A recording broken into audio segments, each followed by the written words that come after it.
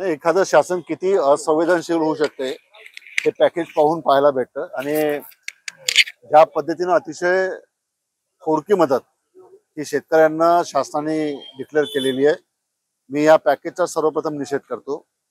आणि आज जर आपण बघितलं तर येलो मोझॅक सोयाबीनवर संपूर्ण विदर्भामध्ये आलाय। वर्धा जिल्ह्यामध्ये सुद्धा येलो मोझॅक सर्व सोयाबीनवर आलेलं आहे। आणि अशा परिस्थितीमध्ये काहीही सोयाबीनचं उत्पन्न नाही, कपाशीचं उत्पन्न नाही होत आहे अशी परिस्थिती आहे। आणि अति जास्त पावसामुळे जमिनी खरडून गेलेल्या आहे आणि अशा परिस्थितीमध्ये शेतकरी अतिशय आर्थिक संकटामध्ये सध्या सापडला आहे। अशा परिस्थितीमध्ये एक चांगलं पॅकेज सरकारकडून येईल अशी अपेक्षा होती, परंतु शासनाच्या संवेदन शून्य अशा एकंदर कारभारामुळे अतिशय थर्ड क्लास पॅकेज हे सरकारकडून घोषित करण्यात आलं आहे। सरकार आम्हाला सांगते की आम्ही शक्तीपीठ करून राहिलो, आम्ही आता सरकार शक्तीपीठ करण्याची घोषणा करून राहिली। आमचं सरकारला सांगणं इतकं आहे की सध्या शक्तीपीठ आपण नंतर केला तरी चालेल, एखादा रस्ता आपण नंतर केला तरी चालेल, परंतु जगाचा जो पोशिंदा आहे शेतकरी तो जगला पाहिजे।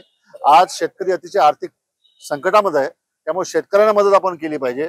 आज जर तुम्ही नाशिकला होणाऱ्या कुंभमेळ्याचं जर बजेट बघितलं तर मला वाटतं 15-20 हजार करोडच्या वरती कुंभमेळ्याचं बजेट आहे। मला या निमित्तानं देवेंद्रजींना सांगावं वाटतं की यावेळेला कुंभमेळ्यापेक्षा सुद्धा महाराष्ट्रातला शेतकरी जगवणं गरजेचं आहे।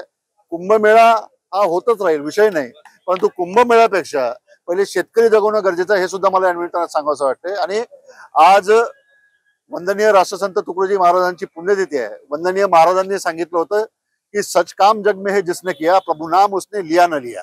समजलं, हे महाराजांनी सांगितलं होतं की सच काम जिसने जग में किया, प्रभु नाम उसने लिया न लिया। कुंभमेळ्यावर होणारा जो पैसा आहे, खर्च होणारा जो पैसा आहे, तो जर शेतकऱ्यांच्या कामी जर लावला तर मला असं वाटतंय की शेतकरी आशीर्वाद देतील।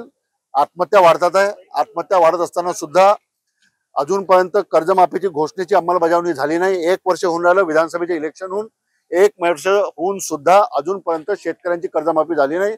देवेंद्र फडणवीस साहेब सांगतात आहे का योग्य वेळ आल्यावर आम्ही कर्जमाफी करू। मला देवेंद्र फडणवीसांना तुमच्या माध्यमातून विचारावं असं वाटतं की महाराष्ट्रामध्ये किती शेतकऱ्यांच्या आत्महत्या झाल्यानंतर तुम्ही कर्जमाफी कराल, याचं उत्तर तुम्ही देऊन द्या एकदा आम्हाला। का बाबा 2000 आत्महत्या जोपर्यंत होत नाही महाराष्ट्रात तोपर्यंत आम्ही कर्जमाफी करत नाही। 2000 पाहिजे का 3000 पाहिजे ते एकदा सांगून द्या, ते मोकळं करा। आणि प्रभू रामाचं नाव घेऊन तुम्ही राजकारण करता, त्यामुळं प्रभू राम एकवचनी होते। रघुकुल रीत सदा चली आई, प्राण जाय पर वचन न जाय असं रामाच्या संदर्भामध्ये म्हटलं जात होतं। त्यामुळं जो शब्द तुम्ही महाराष्ट्रातल्या शेतकऱ्यांना दिला होता 1 वर्षापूर्वी, का सरकार सत्तेवर आल्याबरोबर आम्ही कर्जमाफी करू शेतकऱ्यांची, 1 वर्ष पूर्ण झालाय, अजूनपर्यंत कर्जमाफीचा थांग पत्ता नाही। शेतकरी आत्महत्या करतात आहे, येलो मोझॅकमुळे सोयाबीन संकटात आहे, कपाशी संकटात आहे, अतिवृष्टीमुळे शेतं पूर्ण खरडून गेले। अशा परिस्थितीमध्ये शेतकऱ्यांना जगवा आणि शेतकऱ्यांना भरघोस मदत करा। शक्तीपीठ नंतर करा, कुंभमेळ्याचं बजेट कमी करा आणि शेतकऱ्यांना मदत करा, ही आग्रही विनंती आपल्या माध्यमातून राज्याच्या मुख्यमंत्र्यांना मी करतोय।